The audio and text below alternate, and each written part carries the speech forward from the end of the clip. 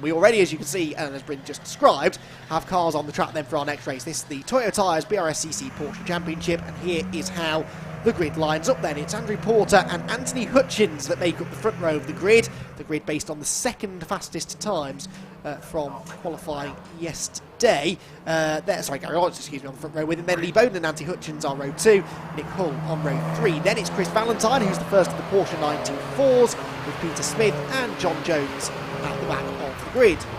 So the result yesterday then saw Andrew Porter with the victory, and it was Gary Lawrence in second place. It was an entertaining race though. Gary Lawrence didn't have a great start, sort of fell down the order slightly and then carved his way back through. I think he dropped off the podium at one point down to about 4th position, but did start to pick his way through. It was a wet race yesterday with sort of that constant, very fine drizzle that was falling all race long, so the track never really got any drive, and it was that rain that really does get you soaked through without really feeling like it's all that heavy. Thankfully today things are much drier, and we're looking forward to a good race here between Andrew Porter, the white car on pole, the green machine of Gary Lawrence alongside, but the best start is made by Chris Valentine, the number 80 car, Anthony Hutchins, the number 80 car, from the outside of row number 2, and he will storm into the outside line at Paddock Hill Bend. And where does he come out the other side? It's going to be Porter that leads the way, Lawrence is second, and actually Hutchins doesn't really seem to have gained a huge amount there through the right-hander. Up to Druids, the right-hand hairpin they go at the top of the hill there in the 924s. Still looks as though it's Chris Valentine that's got the lead in the 924s. I'm not convinced we've got Nick Hull out there, have we? We've only got 4 Boxsters that I can see. We were supposed to have 5.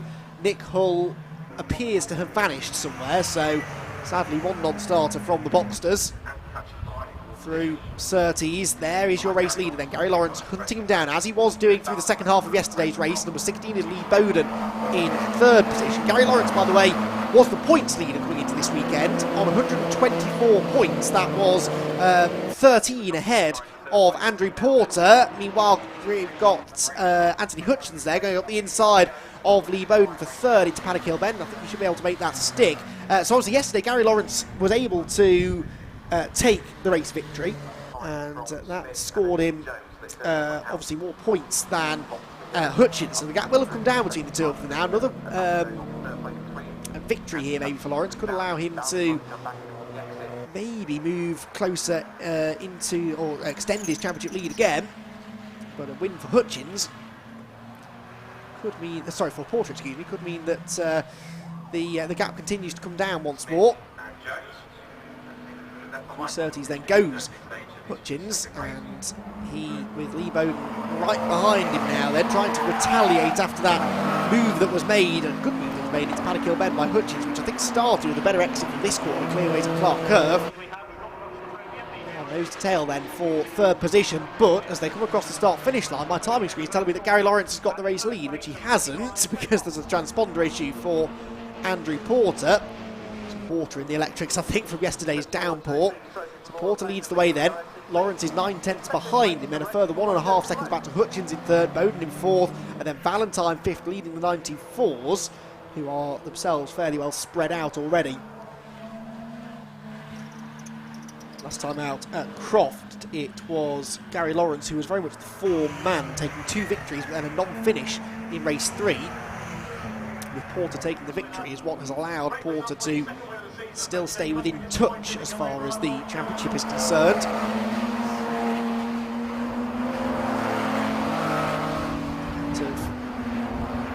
Final turn once again, across the start-finish line, and gap going out now because Porter sets the fastest lap, 55.610. And that is worth bonus points as well, so this is not working out too nicely for Gary Lawrence, but as I said, yesterday he had a bit of a sluggish start and fought back in the second half of the 20-minute race. It looks as though he's trying to do something similar now in race number 2. Maybe setting the tyre pressures a bit lower, just hoping that they hang on a bit in the second half. And still Hutchins 3rd. Bowden in 4th position, and the 94 gap staying fairly steady, at about 1.2 seconds between Valentine and Smith, so not much change in the order for the time being. In the 1994 championship, by the way, Hugh Pert was the points leader arriving at Brands Hatch, but he's not here. John Jones is here, and he was second place in the championship, but he was some 20 points back, so of course he has managed to take a little bit of that points advantage away. Speaking of taking the advantage away, Gary Lawrence, listening to me clearly, has just responded to Andrew Porter's quick pace by setting the fastest lap of the race, so he's now less than 7 tenths behind him. Lawrence with a 55.487, which is about 13 seconds quicker than anybody managed yesterday. That shows the improvement in the conditions. 924 lead gap came down by about half a second as well, so both of our lead margins shrinking at the moment slightly. Clearways again, definitely Lawrence seems to like this like to play the long game, as he maybe is a bit sluggish at the start of the race and then picks up the speed in the second half. Across the line they go then, and there you can see through Surtees, that's a nice shot. That is the 924 battle, which is now absolutely nose to tail, so suddenly Peter Smith has closed in very rapidly on Chris Valentine to the point that he's now challenging for the 94 class lead. Takes a very wide line through Clearways, trying to keep the momentum up as best he can across the start-finish line, then ducks back to the inside line again across the start-finish line. These 94s are essentially historic cars these days, classic cars, and so they don't have the best of grip and they don't really brake all that well, but that actually generally produces some really close racing. It'll still be Valentine that hangs on then, but Smith once again was faster than him there by, in fact, about 6 tenths that time. Picks up a bit of a toe, I suppose, and there's always that sort of psychological factor as well. When you see someone suddenly taking time out of you, then you may make mistakes. And I wonder if there's been a mistake for Andrew Porter, because this time he has lost the race lead to Gary Lawrence, and Gary Lawrence has gone through into first position. Now, we did not see where that happened, but Lawrence has found a way past now, and Porter demoted to second. It was a reasonably slow lap from Porter. Actually, yes, he was over a second slower, so I think he might have had a moment somewhere, Andrew Porter, which has allowed Gary Lawrence through. So they turn through Surtees, and now will Lawrence be able to pull away, I wonder. He could do with doing so, as far as his championship is concerned. Oh, Porter very late on the brakes at Clearways, so we have a race on our hands here, I think, between these two. Gary Lawrence leading the way and back in the 94s. We've had a change there as well, because Peter Smith has gone through ahead of erstwhile leader Chris Valentine. So we have had a change then. Peter Smith ahead, the man from Gisborne, and he takes over the 94 class lead, so you don't know where to look here. Again, may not be the biggest of grids, but plenty of action out on the circuit, up and down the order. Still a fairly close battle for third between Hutchins and Bowden as well, so everybody more or less has somebody to play with the possible exception of John Jones, who seems to be struggling a little in his 94. He will likely be the first car to go one lap down. So the 94 leaders then go through Paddock Hill Bend into the very quick right-hander, back up the hill again towards Druids, where Valentine's having a look up the inside, and there might just be a gap there. I think that Smith had to leave him some room, but Peter knew that if he ran wide at Druids, he would still hold the inside line for this corner, Graham Hill Bend, and that's exactly what he did. So Smith holds on to the lead for the time being.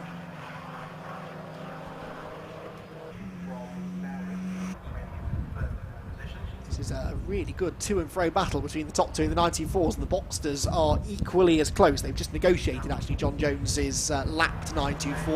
He is now lapped 924. So pairing off slightly up and down the order as we approach half race distance now. Yesterday's race we got 17 laps in, but of course now in the dry conditions we should get well in excess of 20 laps, you would imagine, through the final corner. And yet Nick Porter's having a go at Gary Lawrence here. Into the final turn, Lawrence holding on, but Porter looking to try and get the toe up towards Paddock Hill Bend then again, and it seems like these two are very evenly matched on pace, because Porter, having lost the lead, has not been dropped at all, and he has a big look up the inside into Paddock Hill Bend. There's another look now, the inside into Druids, and Lawrence was always going to move over to cover. So to avoid contact, I think Porter realised he had to back out of that. Back down then into Graham Hill Bend, this very tricky left-hander. The Porsche 924, Porsche Boxster, sorry, some of the fastest cars we'll see racing here this weekend actually. And they are very spectacular, I have to say. I'm particularly keen on Gary Lawrence's number 3. That green livery is rather fetching, but he runs a bit wide with it up at clearways, and so Porter is up the inside now. And they're side by side for the lead of the race once again across the start-finish line.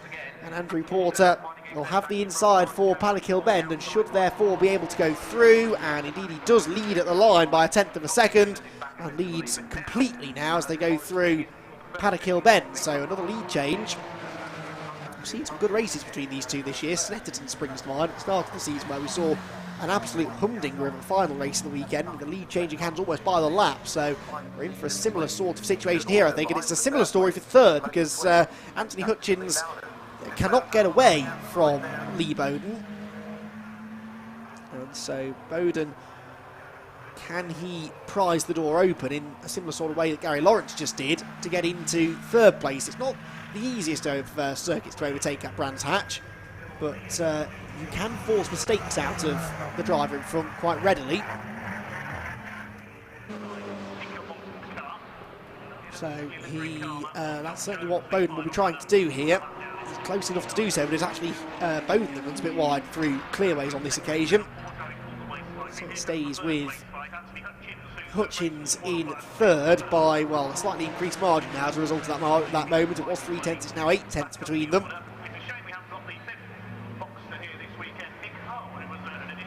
Back out of Paddock, up the hill again. And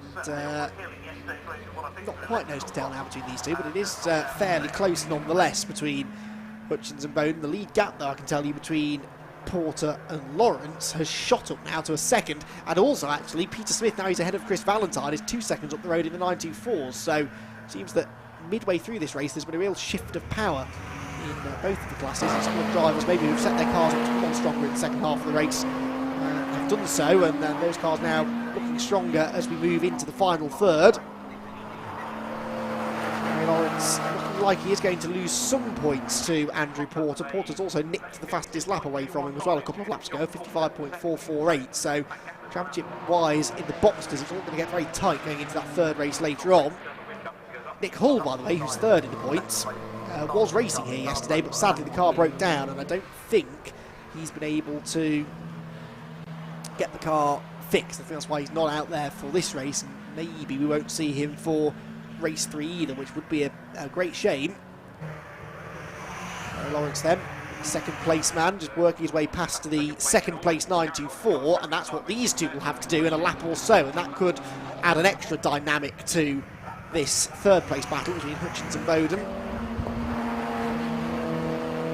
Sideways there over the curb, the great place to go watch if you ever get a chance to come into the inner paddock, in particular here at Brands Hatch, and go down to the Parc Ferme end of the paddock by Surtees, that very quick left-hander. It's a phenomenal place to watch. Most of the cars are pretty much flat out through there, maybe a dab on the brakes turning in, and they hammer the curbs on the inside, particularly some of the TCR cars and the Civics and the Mazdas. They really use that curb, and it's a spectacular place to go and watch. You really see how physical a corner it is. It's a very defensive line being taken there by Anthony Hutchins into Druids. That will really compromise his exit speed, and it has. So Lee Bowden is a little closer now into Graham Hill Bend, and there's another mistake there for Hutchins. He's a bit wide of the apex, so Bowden is starting to force the odd mistake out of the number 80 car in front of him. Anthony Hutchins feeling the pressure now from the Sleaford resident, Lee Bowden. 3.2 litre Porsche Boxster engines in all of our Boxster class cars, Class A cars. Porsche 94's running with the 2 litre engine, and still producing a good amount of horsepower these days, despite the age of the cars involved. Of course, these Boxsters not the latest specification of Porsche Boxster either, so the performance is fairly impressive, all things considered. The Boxsters that sprouted some rear wings, front splitters a few years ago now to try and increase the performance of the cars. And it did. We saw lap records coming down meeting by meeting. Made the cars a little more racy as well, so they did attract quite a few drivers at the time. But again, it's a championship that we hope will see its support increase in the years to come, because it's a great little championship and it's produced some good racing. It always has produced some good racing. Arguably some of the best one-make Porsche racing you'll see anywhere has come out of the BRSCC's Toyota Tyres Porsche Championship. And for the 2019 season, we've been treated to more of the same, really, particularly between Andrew Porter and Gary Lawrence. But it looks like in this one, Porter's going to have the advantage. He is 2.4 seconds now up the road from Gary Lawrence. That's what 2.4 seconds looks like. To Surtees, they've negotiated all of the traffic that they'll have to negotiate for a little while now. They probably will catch John Jones again before the end of the race, which is now just 5 minutes away. Out of clearways. Lots of cars there. There are lots of people here supporting the racing this weekend. Enjoying, no doubt, seeing these cars run at full pace. And Gary Lawrence really is running at full pace because he's just nicked the fastest lap away from Andrew Porter. So 55.4 was 2 tenths quicker than the race leader. The gap comes down to 2.2 now. Impressive form then from Gary Lawrence, but is it too little too late? He's, in theory, if he can take a bit more time out of Porter on the next few laps, maybe half a second or so, he has probably got time to get there.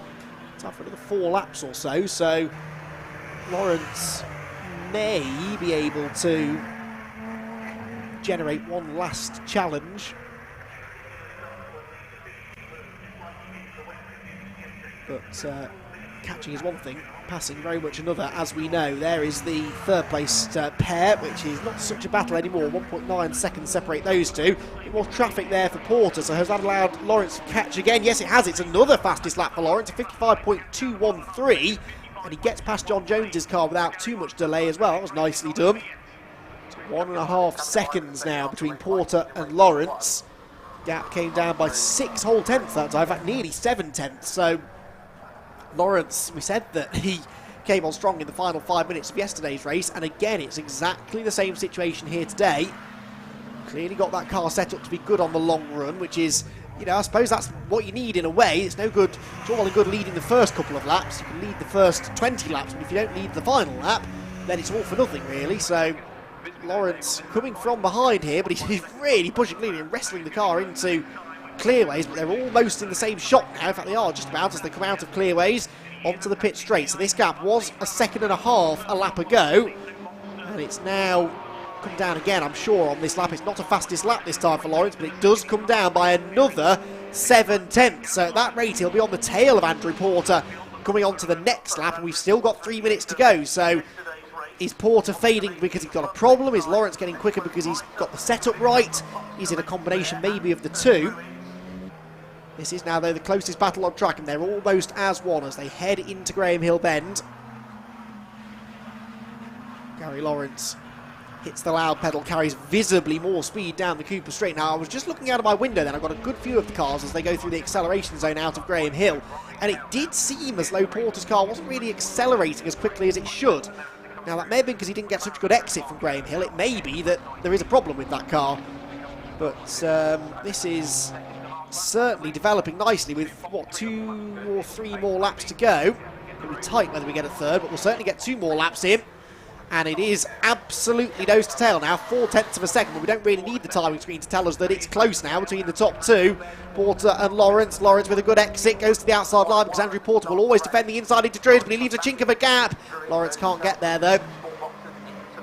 So Porter holds on to the lead, but this is now the difficult bit for Lawrence. He's done the catching, but now he's got to find a Porsche Boxster-sized gap, and even if Porter is potentially nearly a second a lap slower than him, if he doesn't leave a gap on the inside, it's not going to be the work of a moment here for Lawrence to find a way past him.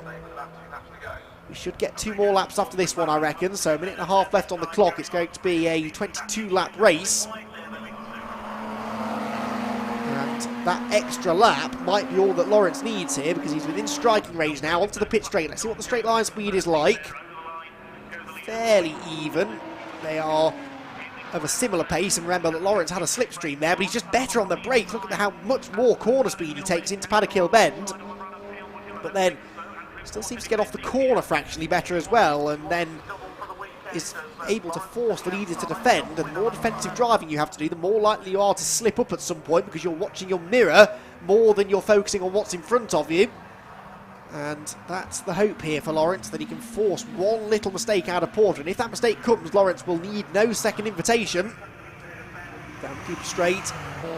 Back to Surtees they go, and Lawrence fishing around now, looking for a way through. But Andrew Porter having none of it. About to come on to the final lap of the race then. The last lap board being ready down on the pit wall. It's going to be another grandstand finish. We've had a few of those already today, haven't we? A really close finish in the MX-5 Super Cup, a dramatic end to the race in the Fiesta Juniors, with the leader pulling off with a problem, and now there are just 3 tenths in it for the lead of the Boxster class of the Toyo Tyres BRSCC Porsche Championship, with less than a lap to go, and it's an uber defensive line taken by the leader Porter out of Paddock Hill Bend. He is not giving Lawrence the inside line at all. And why should he? These two are fighting for the championship lead, and Porter is the one who is behind in the points, so he needs to try and keep Lawrence at bay if he can. Gary Lawrence, of course, wants to extend his margin as well. Runs a bit wide over the curb. First time we've seen that really from Lawrence all day, but he does get a better exit as a result. Looks to the inside into Surtees' corner, and he's going to try and commit to it. This is such a difficult part of the track to run side by side, and indeed he backs out before there is any contact. One more corner to go. It is an overtaking opportunity, but he can't go through. On off at Druids, unfortunately. At the last lap has gone Lee Bowden from 4th position. I don't think he's hit anything, though. The race leaders, though, on a drag race to the start-finish line, and it will be Andrew Porter that just about hangs on to take the race victory by 2 tenths of a second.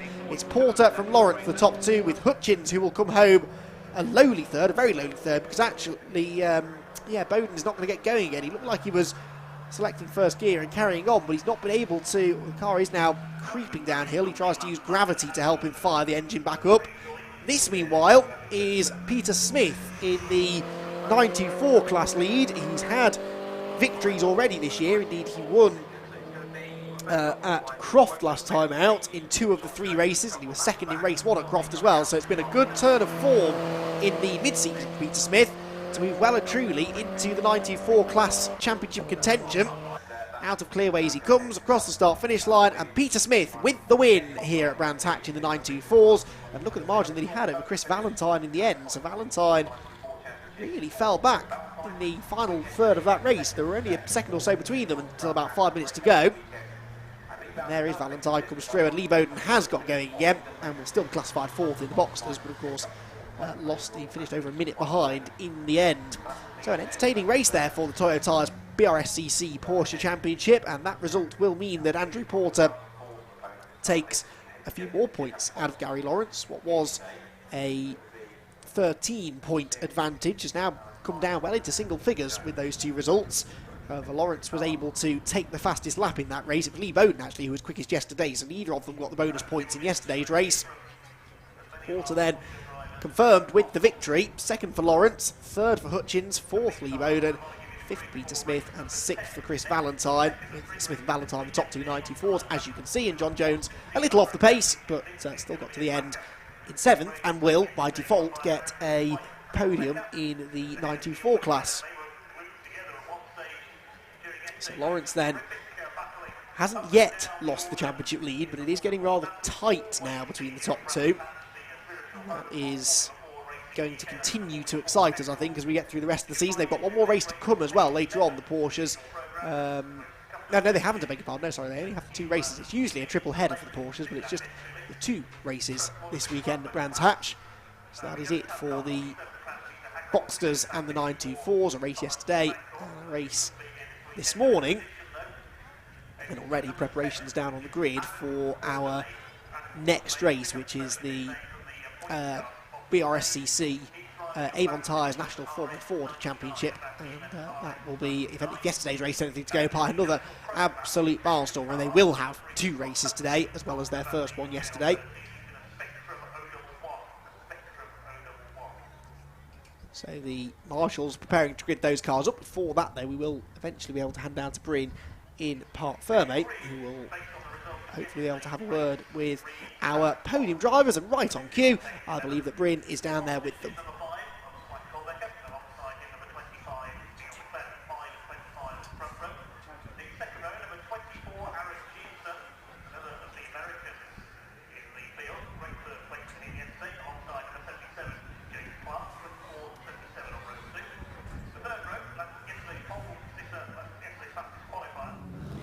Well, I'm here with the race winner, Andrew Porter. Well done. That was, from our point of view, quite an easy victory for you. I would have said that. So it doesn't feel easy. It was that hot in the car. It took some doing. I mean, me and Gary had a good battle at the end. And he did get past me early on where I made a bit of mistake, but I managed to get him back. And I thought I'd gapped him enough, but he kept bringing me in. And in the end, the tyres had gone. I just had to hang on really, but yeah, good race. Well, from the outside, it looked like it was a fairly smooth one for you, but then, of course, you have the added problem of back markers in this form of racing with the different classes. Yeah, I mean, they're all pretty good. They all got out of his way. I think I did slightly better out of it than Gary did, but yeah, they are really good when we come up to get past them. They do move out of the way, so it's never really a problem. It's quite nice, and track temperature must be fairly good. Looking at the weather, the fact that it's staying dry is quite nice, although it is very overcast. Does that hamper performance out on track? Well, anything's better than yesterday, how wet it was. No, today, just with all that rain, the track was very green, and temperatures, it's not as warm as it normally is, so we just started tyre pressures a bit higher, but in hindsight, maybe should have left them down as normal. So, but yeah, it was good out there. Well done. Cheers.